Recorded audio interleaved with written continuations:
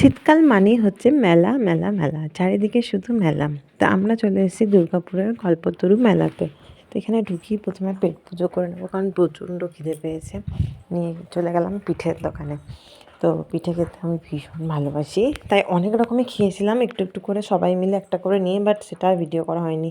আর প্রত্যেকটা পিঠের টেস্ট দারুণ ছিল। সবথেকে আমার ভালো লেগেছে ক্ষীর পাটিসাপটা। তারপরে মিষ্টি খেয়ে মা বলছে ঝাল খাবে, তাই নিয়ে নিলাম হচ্ছে পাঁশকুড়ার চপ আর গন্ধরাজ মোমো।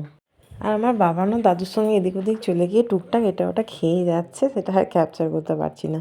তো চলো, অনেক তোলো পেট পুজো, এবার মেলার মধ্যে দিয়ে যাই। মেলার ভেতরে এখন ঢোকা হয়নি, এটা হচ্ছে মেলার বাইরেটাতেই।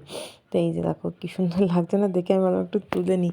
তো যাই হোক চলো, এবার অনেকটা ঘুরতে ঘুরতে, পুরোটা তো তোমার সাথে শেয়ার করা যায় না, মানে ভিডিও শেয়ার করা হয় না। তো তারপরে ঘুরতে ঘুরতে পেয়ে গেলাম হচ্ছে কুল্লার পিৎজা, যেটা এখনও ট্রাই করা হয়নি, তাই ভাবলাম যেই ভাবা সেই কাজ নিয়ে নিলাম। তো চলে এলাম নাগরদোলনার কাছে, বাবা আর ওর দাদু চেপেছে। বাড়ি ফিরে চলে এলাম বিরিয়ানি নিয়ে। টাটা।